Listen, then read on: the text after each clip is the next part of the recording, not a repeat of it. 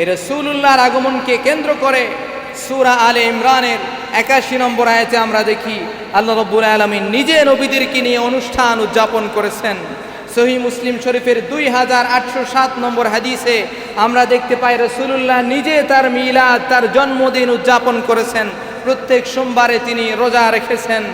এরপরে আল মুজামুল কাবীর লিত-তাবরানী প্রথম খণ্ড ৫৮ পৃষ্ঠার ২৮ নম্বর হাদিসে দেখতে পাই আম্মা জান আয়েশা রাদিয়াল্লাহু তাআলা আনহা বলেন, সাহাবায়ে কেরাম রাদিয়াল্লাহু আনহুম নবীজির মিলাদ সম্পর্কে আলোচনা করেছেন।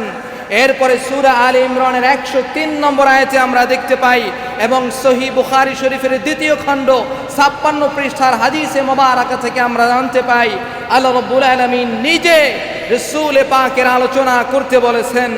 আবুল আহাব নবীজির জন্মে খুশি হওয়ার কারণে আবুল আহাবের কবরের আযাব হালকা করে দিয়েছেন আল্লাহ তাআলা। অতএব এই নবীজির আগমনের দিনে আমাদের অনুষ্ঠান উদযাপন আমরা তামাম পৃথিবীতে করেই যাব, আমাদেরকে কেউ ঠেকাতে পারবে না। চিল্লায়া বলেন ঠিক কিনা? বেদাত বেদাত বলে সারা জীবন চিল্লাইলেও নবীজির শান মানকে খাটো করা যাবে না।